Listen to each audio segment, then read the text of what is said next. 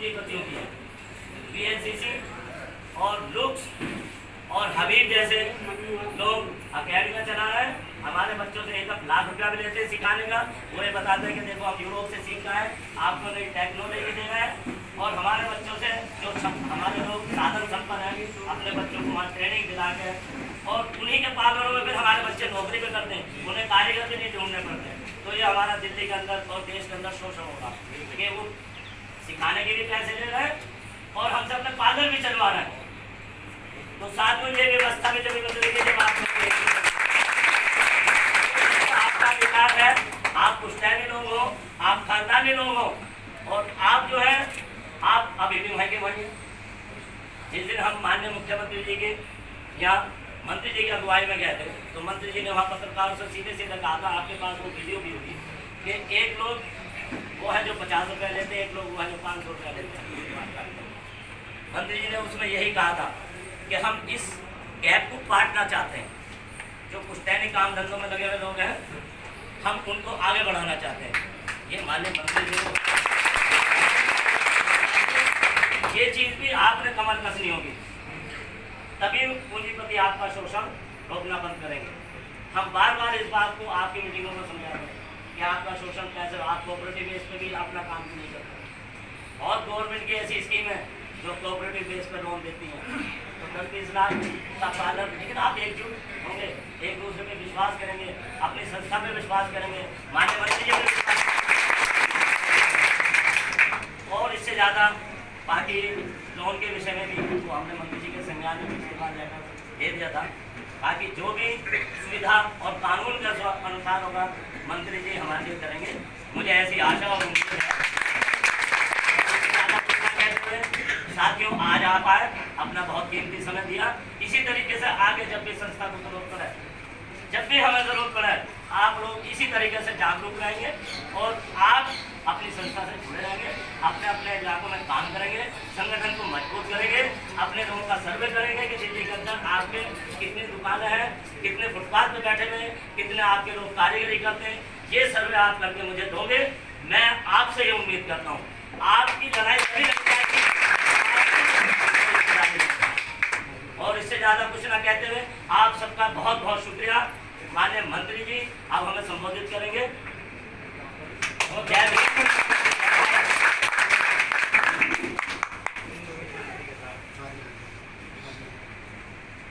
सबसे पहले तथागत बुद्ध और डॉक्टर बाबा साहेब अम्बेडकर जी के चरणों में कोटि कोटि नमन करते हुए तमाम बहुजन समाज के जो महापुरुष हुए इसी मुनु में उन सबके चरणों में कोटि कोटि नमन करते हुए आज की इस सभा में उपस्थित डॉक्टर इमरान सलमानी जी, जय भगवान जी और अंजनी कुमार जी और जितने भी दीपक ठाकुर जी, प्रभात कुमार जी और पूरी टीम, एक एक का नाम में टाइम चला जाएगा, जितने भी साथी आए। सबसे पहले तो मैं आप सबका अपने इस निवास स्थान पर, बल्कि अपने भी कहना गलत है, ये आप ही का निवास स्थान है।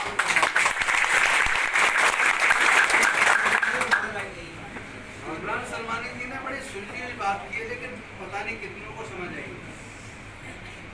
उन्होंने तो इतिहास के जो वो पन्ने जिनको छुपा के दबा के रख दिया, उन पन्नों को निकाल के आपके सामने खोलने की कोशिश की है।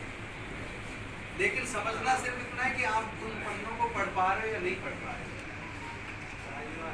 भारत में जब हम 4000 साल पीछे जाते हैं, जब आर्यंस भारत में आए, तो जो यहाँ लोग पहले से रहते थे, हड़प्पा संस्कृति थी, हमारी बड़ी डेवलप्ड संस्कृति थी, बहुत विकसित संस्कृति थी। हड़प्पा संस्कृति में नाले ढके हुए होते थे 4000 साल पहले, और हम लोग सब इस देश के मूल निवासी, हम लोग बड़े सुसभ्य लेकिन दिल के साफ लोग हैं, और हम हमेशा से मिलजुल के रहते आए। और आपको शायद ये तथ्य किसी ने आज तक बताया नहीं होगा, आर्यंस के आने से पहले जो लोग भारत में रहते थे उस वक्त कोई जातियां नहीं थी। थोड़ी देर के लिए ताली ना बजाएं, मैं कुछ आपको समझाना चाहता हूँ, जिसको समझने के लिए आपको कई सारी किताबें पढ़नी पड़ेगी, उसका टाइम आप पे है। पढ़ने की भी आदत हर किसी में नहीं होती, और पढ़ने में टाइम नहीं देना पड़ता। तो ये चीज़ जो मैं आपको बता रहा हूँ इसके लिए आपको किताबें पढ़नी पड़ेगी। तो मैं आपको डायरेक्टली बता रहा हूँ, इसको एक लाइव टेलीकास्ट हम लोग इसे पिक्चर के माध्यम से आपको दिखाया जा रहा हूँ। ये पिक्चर में जितने टाइम में वो पूरी हो जाती है उतने में, अगर किताब में पढ़ोगे तो आपको महीनों लगाने पड़ेंगे। तो जो लोग पहले तो एक चीज़ समझ लो, आप हम सब लोग इस देश के मूल निवासी हैं और इस देश में जो कुछ भी है वो हमारा था। चालाक लोगों ने हमारा सब कुछ छीन के, चालाक लोगों ने हमारा सब कुछ छीन के अपना गुलाम बना लिया। लेकिन वो संख्या इतनी ज्यादा थी, उनको लगा जिस दिन इनको समझ आ जाएगा इन सबका छीना है, उस दिन ये सब लोग एकजुट होकर ताकतवर बन के सब कुछ वापस छीन लेंगे। उस वक्त जब जातीय नीतियां इकट्ठे रहते थे सामूहिक रूप से, आपस में रोटी बेटी का रिश्ता था। काम जरूर अलग अलग तरह के करते थे पर रहते एक जगह थे, खाते पीते एक जगह थे, शादी आपस में करते थे। क्योंकि जातीय नहीं, कोई बाल काटने का काम कर रहा है, कोई जूते बनाने का काम कर रहा है, कोई रुई धुलने का काम कर रहा है, कोई कपड़े बुनने का काम कर रहा है, ठीक है, कोई मिट्टी के बर्तन बनाने का काम कर रहा है। तो हम सब ऐसे लोग थे जो इस तरह के अलग अलग तरह के सब काम करते थे, लेकिन रहते सामूहिक रूप से करते थे और आपस में शादियां करते थे, रोटी बेटी करते थे, मिलजुल के रहते थे, शांति प्रिय लोग थे, कभी किसी दूसरे का कुछ नहीं छीनते, अपना कमाना अपना खाना, किसी दूसरे का नहीं छीनना। लेकिन जब ये आर्य लोग लगभग 4,000 साल पहले भारत में विदेश से आए, ये लोग मतलब पशु चराते हुए कभी कहीं ऐसे ही भटकते रहते थे। पशु चराते यहाँ देखा तो बड़े संपन्न लोग, भोले वाले लोग हैं, तो उस भोलेपन का नाजायज फायदा उठाया और उन पर औजार भी उन्नत किस्म के थे और धीरे धीरे उन्होंने सब कुछ अपने कब्जे में ले लिया। और यहाँ समाज की संख्या ज़्यादा है, कल को इनका तलाजे वापस न छीन लें, समाज को इन्होंने काम के आधार पर जाति में बांट दिया। मतलब जिस समाज में जातियाँ नहीं थी, जो समाज एकजुट था, जो इकट्ठा रहता था, जो आपस में रोटी बेटी करता था, उस समाज को काम के हिसाब से जाति में बांटा और ऐसा बांटा कि उसके बाद लगातार 4,000 साल तक हमारे लोगों को पढ़ने लिखने पर धार्मिक बंदिश लगा के पढ़ने लिखने से वंचित कर दिया। और साथ में शर्त धर्म के अंदर ही लिख दी। पहले तो समाज को उन्होंने 4 श्रेणी में बांट दिया, ब्राह्मण, क्षत्रिय, वैश्य, शूद्र। सबसे पहले सबसे ऊपर अपने आप को रख दिया ब्राह्मण, फिर दूसरा समाज का दूसरे पायदान पर रख दिया क्षत्रिय, तीसरे पायदान पर रख दिया वैश्य और चौथे पायदान पे शूद्र। और कहा जो ब्राह्मण है वो ब्रह्मा के मुख से पैदा हुए। आप सब जानते हो इंसान कैसे पैदा होता है। कहा क्षत्रिय वो बाहुओं से पैदा हुए, वैसे जो पेट से पैदा हुआ है, शूद्र पैरों से पैदा हुआ है। ये झूठ गपसप पक्के समाज को 4 श्रेणी में बांट के हमेशा के लिए समाज के अंदर भेदभाव पैदा कर दिया था। और स्मृति लिखी, उसमें सजा का प्रोविजन भी उसी हिसाब से कर दिया। ये अगर कोई ब्राह्मण किसी जुर्म को करता है तो उसको 0 सजा। तो उसने चोरी की, उसमें चोरी की उसको कोई सजा नहीं। लेकिन वही चोरी अगर किसी क्षत्रिय ने की तो उसको 4 कोड़े, वही चोरी किसी वैश्य ने की तो उसको 8 कोड़े, और वही चोरी अगर किसी शूद्र ने की तो उसको 12 कोड़े। यानी समाज को जाति में धर्म को आधार बना के 4 वर्णों में बांट के और फिर उन्होंने जातियों में ऐसा बांट दिया, ऐसा फंसा दिया कि कभी भी वो उससे बाहर निकल के अपने हक और अधिकार की बात ही ना कर सके। क्योंकि जब आपके पढ़ने पर बंदिश लगा दी, आपके ज्ञान अर्जित करने पर बंदिश लगा दी, आपके व्यापार करने पर बंदिश लगा दी, आपके संपत्ति अर्जित करने पर बंदिश लगा दी, तो पे रख के कैसे करोगे? पैसा आप जोड़ नहीं सकते क्योंकि पैसा जोड़ने पे बंदिश, व्यापार आप कर नहीं सकते क्योंकि व्यापार करने पे बंदिश, पढ़ाई आप कर नहीं सकते क्योंकि पढ़ाई करने पे बंदिश। उन्होंने क्या किया? पढ़ने पढ़ाने का और कर्मकांड का अधिकार, रक्षा सुरक्षा का काम जो क्षत्रिय के पास, व्यापार का जो काम है वो सारा वैश्य के पास, और सेवा करने का, ऊपर के तीनों वर्णों की सेवा करने का जो काम है वो शूद्र के पास। और एक और चालाकी की, मतलब इस तरीके से बांटा कि कभी आप एकजुट ना हो पाओ कि अगर कोई ब्राह्मण से पूछे कि समाज में कितने वर्ण है, वो कहेगा 4। उन 4 में पहला कौन सा है? कहेगा ब्राह्मण। उससे पूछो तुम क्या हो? ब्राह्मण। और तुम्हारी जाति क्या है? ब्राह्मण। आप क्षत्रिय से पूछो तुम क्या हो? तो कहेगा हम क्षत्रिय हैं। तुमको जाति क्या है तुम्हारी? क्षत्रिय है। फिर कहेगा जी वैश्य से कहो कि तुम्हारा वर्ण कौन सा है? वो कहेगा वर्ण हमारा वैश्य है। और तुम्हारी जाति क्या है? तो जाति भी वैश्य है। अब आ जाओ चौथे नंबर पे, जिसकी संख्या 85% से भी ज्यादा है, कि तुम्हारा वर्ण क्या है? उसे नहीं पता। सैन समाज, हमारे सैन साहब हैं, जय भगवान जी से कोई पूछे तुम्हारा वर्ण कौन सा है? पूछे जाति, ये कहेंगे मैं सुनाई, ये कहेंगे मैं भूमि हूँ, ये कहेंगे मैं कोली हूँ, कहेगा मैं कुर्मी हूँ, चौथा कहेगा मैं चमार हूँ, पांचवा कहेगा मैं वाल्मीकि हूँ, छठा कहेगा मैं खटीक हूँ। मतलब ये लगा लो आप हजारों जातियां बता दो, यानी जो लोग 85% हैं वो ताकतवर ना बन जाए, उनको छोटी छोटी अनेकों अनेक जातियों में बांट दिया और ऐसा भेद पैदा कर दिया कि आपस में रोटी बेटी भी नहीं कर रहे और आपस में भी भेदभाव कर रहे हैं और आपस में भी कह रहे हैं मैं ज्यादा ऊंची जाती हूँ और मैं ज्यादा ऊंची जाती हूँ। ना ही सेम समाज। अब सलमानी हो गया तो कन्वर्ट कर गया है वो खटीक समाज, जो उधर बकरे काट रहा है, उसकी खाल उतार रहा है, उधर जाके वो कसाई। अंसारी समाज, यहाँ पे कोली है, कपड़े बुन रहा है, मुस्लिम बन गया वो अंसारी हो गया, कपड़े वहां भी बुन रहा है।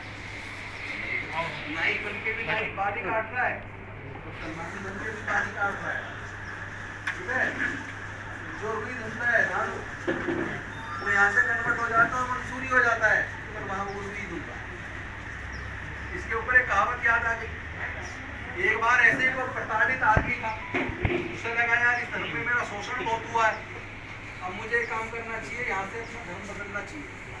उसका नाम था छेदीलाल। क्या नाम था? छेदीलाल। उसने सोचा यार यहाँ पे बड़ा शोषण है, एक काम करता हूँ धर्म परिवर्तन कर लेता हूँ और ऐसा धर्म अपनाता हूँ जिसमें मेरे को सम्मान मिले, मेरा अपमान ना हो, मेरा शोषण ना हो, मेरे हक अधिकार ना छिने। तो उसने क्या किया, वो बन गया मुस्लिम। अब मुस्लिम में तो कन्वर्जन की प्रक्रिया के बाद उसका नामकरण हुआ। पूछा क्या नाम है तेरा? तो हिंदू का, मेरा छेदीलाल। ठीक है, अब तुम्हारा नाम होगा सुराग अली। छेद को सुराग बना दिया। ठीक है, और वहां भी उसके साथ वही पक्षपात, वहां भी रोटी बेटी का रिश्ता नहीं। तो कहा यार मैं तो इसलिए बदला था, कुछ सम्मान मिलेगा, चलो यहाँ से भी बदलते हैं, सरदार बन जाते हैं। सिखों ने सुना बड़ा भाईचारा होता है, तो सेवा भाव बहुत होता है, खाना वाना बांटते खिलाते, जूते भी इनमें सेवा भाव, सरदार बनते। वहाँ भी भैया वो कन्वर्जन की प्रक्रिया हुई। पूछा क्या नाम था तेरा? तेरा सुराग अली। अच्छा तो तेरा अब नाम है गड्ढा सिंह। ठीक है, वहाँ भी उसके गुरुद्वारे अलग। आप पंजाब चले हो, जिसे ना पता हो तो जाकर देख लेना, वहाँ पे भी लोकनाथ को उनके गुरुद्वारे अलग। और जो बहुजन समाज के लोग हैं, जिन्हें शूद्र कह लेते हैं लोग, उनका पहचान उनके गुरुद्वारे अलग। वहाँ भी उनके साथ रोटी बेटी में उठाना बिठाना नहीं, वहाँ भी अपमान है। तो उसने कहा यहाँ क्या फायदा हुआ, चलो क्रिश्चियनिटी में बहुत अच्छा है, ऐसा करते हैं क्रिश्चियन बन जाते हैं। क्रिश्चियन बन गए, बाइबल लेके उनको पढ़ाया जो भी है। क्या नाम था तुम्हारा? तो गड्ढा सिंह। अच्छा अब से तुम्हारा नाम होगा मिस्टर होल। ठीक है, तो वो होल कभी बंद नहीं होगा, वो छेद कभी बंद नहीं होगा, वो गड्ढा कभी बंद नहीं होगा। क्यों नहीं होगा? इसलिए नहीं होगा क्योंकि वहां पे भी नियंत्रण उन्हीं लोगों के हाथ में है। वही लोग यहाँ से कन्वर्ट करके, अपर कास्ट वाले लोगों ने भी तो कन्वर्ट किया है, वही लोग वहां चले गए, वहां भी उन्होंने अपना कब्जा बरकरार रखा। तो अब एक ही स्थान आपके लिए बचता है, वो है यूपी। लेकिन अभी वो मैं नहीं कहूँगा आप कन्वर्ट करोगे। मैं तो कहता हूँ सबसे बड़ा धर्म मानवता का, इंसानियत का। तो हम लोग तो अपना इंसान धर्म को ही मानेंगे, हमें किसी की उसकी जरूरत ही नहीं है, क्योंकि उससे हमारा खाना पीना नहीं रुक रहा और ना हमारी कोई शरीर में कोई परिवार में तरक्की आ रही है। तरक्की हमें हमारी आ रही है, अगर आई है, मौका मिला है, तरक्की का कोई अगर संभावना बनी है तो वो भारत के संविधान से। हम लोग भारत के संविधान को अपना भगवान मान लें तो हमारे जीवन में तरक्की निश्चित है। क्योंकि जब तक ये संविधान नहीं था, हमें गांव का चुनाव, प्रधान का चुनाव नहीं जीत सकते। जब तक ये संविधान नहीं था, हम किसी नौकरी में नहीं जा सकते थे, व्यापार नहीं कर सकते थे, क्योंकि धार्मिक बंदिश थी। जब से डॉक्टर बाबा साहब अम्बेडकर जी का संविधान आया और हमारे रिजर्वेशन के रास्ते खुले, धीरे धीरे आज हमारे लोग IAS बन रहे, IPS बन रहे, डॉक्टर बन रहे, इंजीनियर बन रहे। हमने कोई हमारे उसमें नहीं लिख रहा कि हमने बाल ही काटने का काम करना है, हमने जूता बनाने का ही काम करना है, हमने रुई धुलने का ही काम करना है, हमने कसाई का ही काम करना है। ये भी हमारे माथे पे नहीं लिख रहा, हम कर रहे हैं हमारी मजबूरी पर। हम अपने बच्चों को पढ़ाएंगे, अपने बच्चों को डॉक्टर इंजीनियर करेंगे। दिल्ली की सरकार में बाकी राज्यों की सरकार में अंतर क्या है? दिल्ली की सरकार में और बाकी राज्यों की सरकार में अंतर पता, बड़ा अंतर क्या है? बाकी राज्यों की सरकार ने सरकारी स्कूलों को, सरकारी अस्पतालों को बेहद कीमती दिशा में लाके कमजोर कर, लेकिन एक दिल्ली की छोटी सी सरकार है भारत के अंदर, उस छोटी सी सरकार ने सबसे बड़ा अगर कोई काम किया माननीय अरविंद केजरीवाल जी के नेतृत्व में, तो वो ये किया, पूरे बजट का 26% लगा के शिक्षा के क्षेत्र में जबरदस्त सुधार। आज दिल्ली के सरकारी स्कूल से भी बच्चे पढ़ के डॉक्टर, इंजीनियर, IAS, IPS बन रहे हैं। यहाँ से भी बच्चे पढ़ के काबिल निकल रहे हैं। 98% रिजल्ट आया है इस बार, तो ये करके दिखाया ना। बाकी राज्य सरकारें क्यों नहीं कर रही? बीजेपी की सरकारें क्यों नहीं कर रही? कांग्रेस की सरकारें क्यों नहीं कर रही? क्योंकि उनका नेतृत्व जिन लोगों के हाथ में है, वो लोग बहुजन समाज के लोगों को काबिल बनाना नहीं चाहते। वो लोग बहुजन समाज के लोगों के आगे बढ़ने का, विकास का रास्ता नहीं बनाना चाहते। जो बनाएगा हमारी ताकत के साथ, और जो हमें कमजोर करने की कोशिश करेगा, हमें बांटने की कोशिश करेगा, आने वाले समय में ऐसे लोगों को लोग सबक सीखेंगे।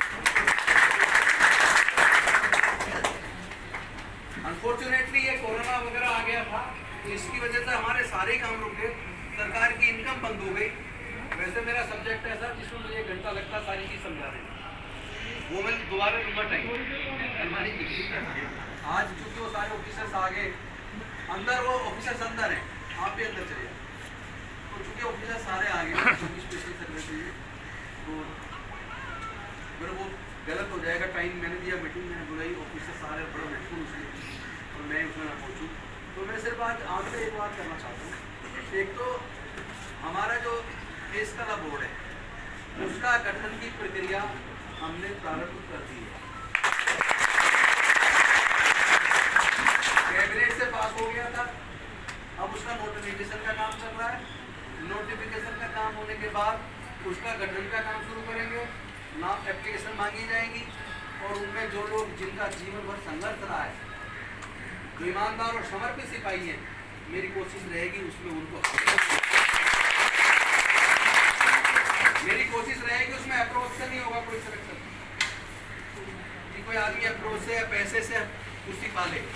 मेरी कोशिश रहेगी जो लोग इस समाज के लिए काम करना, अपना जीवन दे दिया जिन्होंने समाज के लिए, वहाँ पे भी मौका उन लोगों के लिए एक बजट का प्रोविजन करेंगे। हमने जो प्रॉमिस किया हम प्रॉमिस या तो करते नहीं है, करते तो निभाते हैं, झूठ नहीं बोलते।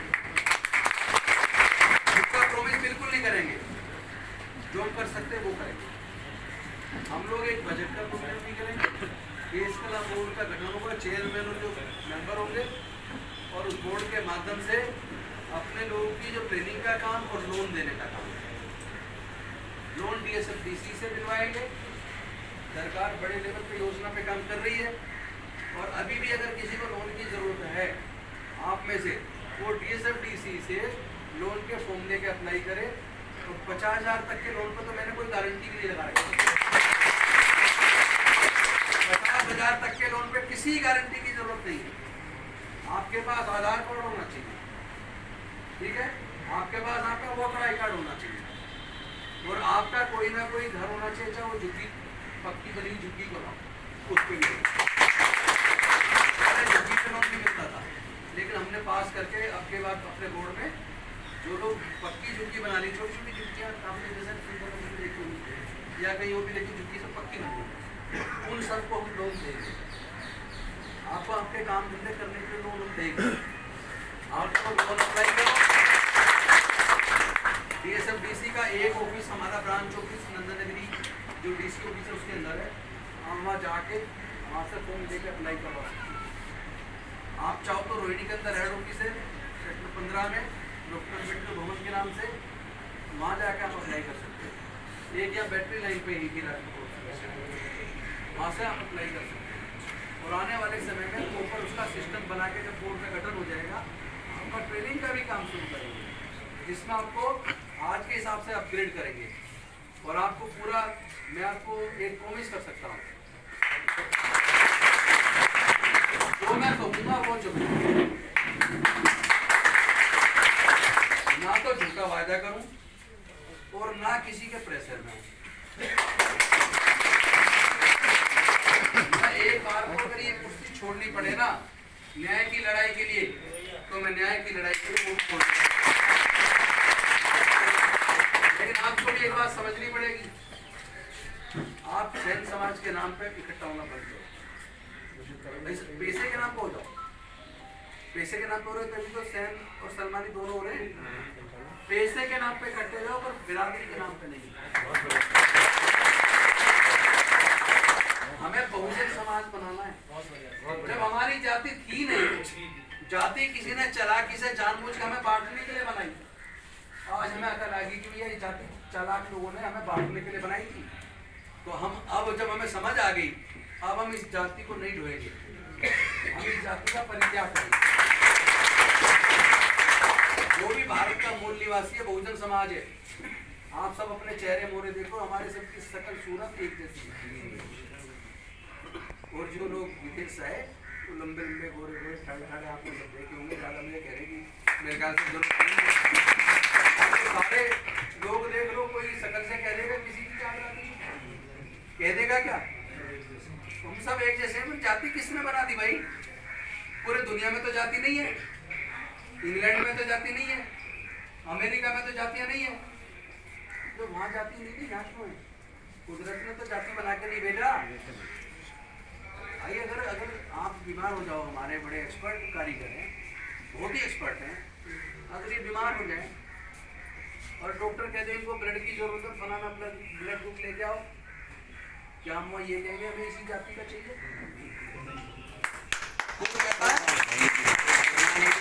जब कोई ब्लड मांगता है, हॉस्पिटल में एडमिट होता है, जान आफत पे है, उसकी जान बचाना जरूरी है, उस वक्त डॉक्टर कहता है ब्लड लेके आओ। आजकल प्लाज्मा चल रहा है, इसमें प्लाज्मा लेके आओ।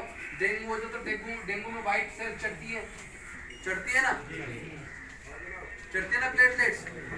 तो वहाँ कोई कहता है प्लेटलेट में तो, जैसे कोई सपोज कोई ब्राह्मण एडमिट हुआ, कोई ईसाई एडमिट हुआ, कोई दलित एडमिट हुआ, कोई मुस्लिम एडमिट हुआ, वहाँ कोई कहता है मुझे जो ब्लड ग्रुप इसी उसका चाहिए, बस इस जाति या इस धर्म का चाहिए, बस कोई कहता है। इसका मतलब क्या है? इसका मतलब जाति और धर्म इंसान ने बनाए। कुदरत ने सबको इंसान बनाया था, पर चालाक लोगों ने जातियां बना दी, धर्म बना दिया, हमको बांट दिया। तो ये बांटना हमें तो स्वीकार नहीं, ठीक है? और कुछ कहूँगा नहीं, कम कहना और ज़्यादा समझना।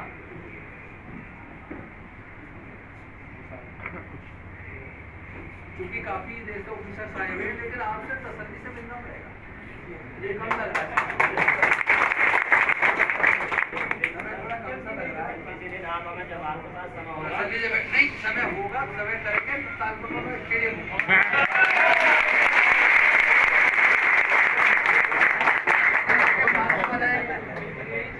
मानसिक आ जाएंगे। 1000 आएंगे तो वहाँ बाहर खड़े बाहर डालनी पड़ेगी, 1500 आएंगे तो अंदर घर में जो चौके डालनी पड़ेगी। ताल कटोरा स्टेडियम में करेंगे। तो ताल कटोरा स्टेडियम भी है छोटा, ज़्यादा 10,000 तक आप कहीं भी कर लो। उसके लिए बड़ा बाद में करेंगे, पहले ताल कटोरा स्टेडियम करते हैं। सर पहले जो हमारी मीटिंग हुई थी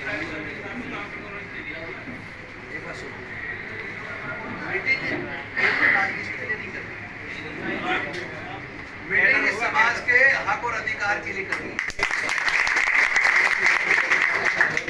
इसलिए नहीं करनी कि रैंकर गौतम को बड़ा नेता बनाना, इसलिए उसके नारे लगाने झंडे उठाने, इसलिए करने कि हमारे समाज बहुजन समाज के जो हक अधिकार छीन रखे हैं उन अधिकारों को पाने के लिए करने के लिए। आप सब लोग यहाँ आए, ये आपका घर है, आपका बंगला है, आपका चीज़ है। आप लोग आते रहे, अपने पूरे समाज को इकट्ठा करते रहे, अपनी ताकत को इकट्ठा करें। जिसके पास सरकार उससे पूछते, बताओ जी क्या करना चाहते हैं। जिसकी ताकत कम है उससे सरकारें नहीं पूछती, क्योंकि डॉक्टर बाबा साहब अम्बेडकर ने सबसे बड़ी कोई ताकत अगर जनता को दी है तो वह वो वन मैन वन वोट। पहले राजा पैदा होता था माँ की कोख से, राजा का बच्चा कितने निकम्मा नालायक हो, फिर भी राजा बनता था ना वो। आज राजा पेटी से, ईवीएम से, मशीन से नहीं पैदा होता। मतलब आज माँ के पेट से नहीं होता, बल्कि पेटी से ईवीएम के मशीन से राजा पैदा होता है। और वो कौन? वन वोट वन वैल्यू, यानी एक व्यक्ति का एक वोट है और एक वोट की वैल्यू बराबर। तो ये एक बहुत बड़ी ताकत आपके पास जो संविधान से मिली है, हर आदमी को एक वोट का अधिकार है। देश का राष्ट्रपति वोट डालेगा, आप भी डालोगे, मैं भी डालूंगा, ना मेरे वोट की कीमत ज्यादा है ना राष्ट्रपति के वोट की कीमत ज्यादा है। जो कीमत आपके वोट की है वो एक राष्ट्रपति की। तो इस वोट की कीमत जिसके पास है तो समझता है। जो लोग एकजुट है समाज, उनको सरकारें भी आके कहती हैं बताओ, बड़े बड़े नेता घर पर आके हाथ जोड़ के कहते हैं हम बताओ लोगों को कर देंगे, बस वोट दे देना। सही क्योंकि तो सत्ता में आना है। मोदी जी भी जो यहाँ बैठ गए ना, ये केवल वोट की वजह से, लेकिन दिक्कत ये आ रही है हमारे लोग उस लाठी को तेल खिलाने की सत्ता पड़ रही है, समझ रहे हो? आप उस लाठी को तेल खिलाना नहीं कर दो। अभी हमारा जो सैन्य समाज है, अभी 98% मतलब जानकारी के अभाव में बीजेपी को वोट। अभी उड़ीसा की घटना कल पता लगी होगी आपको, वहाँ एक पड़ता है जो अपर कास्ट जो अपने आप को कहते हैं, सो कॉल्ड हाई कास्ट, उनका कोई शादी होती है जो नाई उनके जो पैर धोते हैं, वहाँ के हमारे सैन्य समाज ने मिलकर कहते हम पैर नहीं धोएंगे, तो वहाँ पूरे गांव में सैन्य समाज की धोना आ गई। अभी की घटना है, कोई पुरानी घटना नहीं। तो मैं आप सबसे पूछना चाहता हूँ, क्या उनके पैर धोने की परंपरा जारी रहनी चाहिए? ऐसी परंपरा टूटनी चाहिए? टूटनी चाहिए ना। अभी इंसान है, हमारी भी इज्जत है।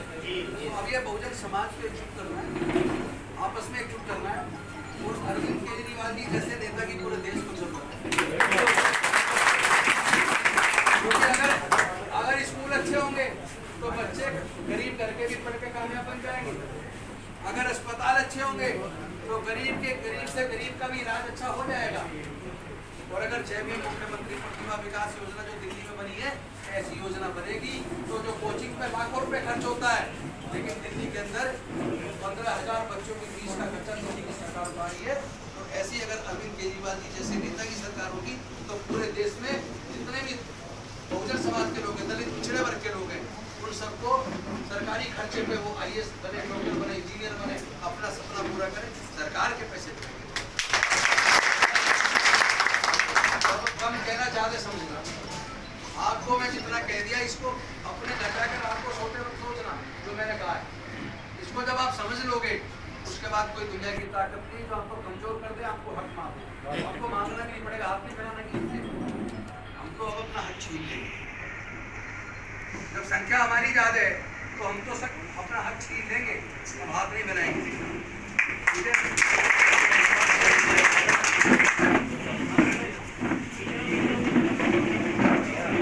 अभी बैठ जाइए, बैठ जाइए, सभी बैठ जाइए अपनी जगह पर।